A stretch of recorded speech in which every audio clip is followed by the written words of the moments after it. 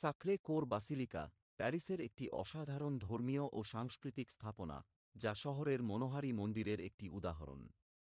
এটি সাক্রে কোর পাহাড়ের শীর্ষে অবস্থিত। মন্দিরটির সাথে একটি প্রাচীন বিলাসমান প্লাজা আছে।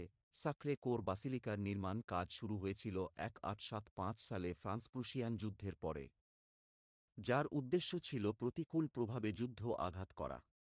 এর নির্মাণ কাজ সম্পন্ন হয়েছিল 1914 সালে, এবং এর স্থাপত্যশৈলী রোমানেস্কো বারোক, যা অন্যান্য ধর্মীয় স্থাপনার থেকে আলাদা। বাসিলিকার সৌন্দর্য অবিস্মরণীয়। এর উচ্চতা প্রায় 8.3 মিটার, এবং প্রধান গম্বুজের উচ্চতা প্রায় 1.83 ফুট। প্রধান গম্বুজের উপরে রয়েছে একটি অসাধারণ ভাস্কর্য, যা প্যারিসের সাম্রাজ্যপ্রাপ্তির স্মৃতিচারণ করে। সাক্রে কোর বাসিলিকার ভিতরে রয়েছে একটি অসাধারণ অলঙ্কৃত গির্জা, যেখানে আপনি বিভিন্ন মূর্তি, চিত্রকর্ম এবং অন্যান্য ধর্মীয় ভাস্কর্য উপভোগ করতে পারবেন।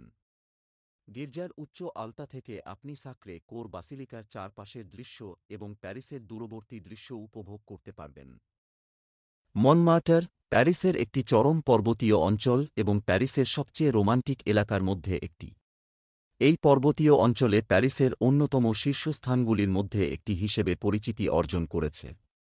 তার রোমান্টিক আবহাওয়া এবং বিশেষ রঙিন মাহল প্যারিসের ভ্রমণকারীদের মাঝে খুবই জনপ্রিয়। মনমার্টারের শীর্ষে অবস্থিত সাক্ষাৎকারের প্লেস।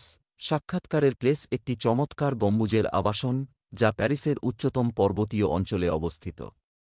এটি প্যারিসের প্রাচীন এবং বিশালতম গম্বুজের মধ্যে একটি একক স্থান। গম্বুজের উপর থেকে আপনি প্যারিসের দৃশ্যগুলির অপূর্ব দৃশ্য উপভোগ করতে পারেন এবং মনমার্টারের সার্বিক দৃশ্য উপভোগ করতে পারেন। মনমার্টারের পার্কে বিভিন্ন ক্যাফে, আর্ট গ্যালারি, দোকান এবং ভারতীর স্টুডিও রয়েছে, যা এই স্থানটি প্যারিসের ভ্রমণকারীদের জন্য একটি সমৃদ্ধ এবং রোমান্টিক স্থান করে তোলে। এখানে স্থানীয় শিল্পীরা আপনার অনুকরণ করে পেট্রোলিয়াম ছবি তৈরি করে এবং রংচিত চার্মসের কাজ করে। এছাড়াও আপনি মনমার্টারের পর্বত প্রাকৃতিক আকর্ষণ উপভোগ করতে পারেন, যেখানে আপনি সানসেটের সময় আকর্ষণীয় দৃশ্য উপভোগ করতে পারেন।